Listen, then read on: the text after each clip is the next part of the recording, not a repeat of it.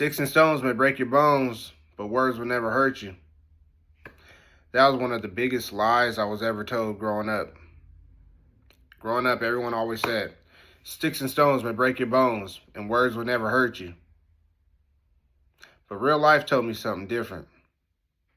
Words cut deeper than sticks and stones ever could. I remember when I was a kid, I remember it like it was yesterday. I was at my grandparents' house. That's who I stayed with. And we were playing PlayStation. No, not Play. Probably was PlayStation or Dreamcast. One or the other. If you know, you know. But we were playing Dreamcast, and my dad ended up coming over. And it was like one of the first times I've seen him, like, recently. Like, I just started seeing him in my life. And I knew he was a 49er fan. And I told him, like, man, I'm gonna be on the Niners, Dad. Like, I was like 5 or 6 years old. I was telling him, like, Dad, I'm gonna play on the 49ers. Like, I was passionate. Like, I didn't know too much about football, but I knew my dad loved football.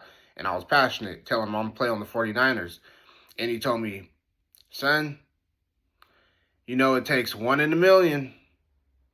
It takes one in a million to be on that team. To be on the NFL, it takes one in a million. You know, and just the way he said it and the tonality he said it, it made me, it sounded like he was saying I wasn't that one. You know, I was the other million, the 99,999,999, whatever, the 999,000. You know, I wasn't that one.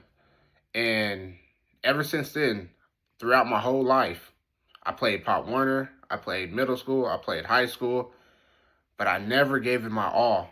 And I always thought it was some situation happened. You know, I wasn't able to get a ride to the games or didn't have money to get this, but I always showed up and did my best and always stood out on the teams, you know.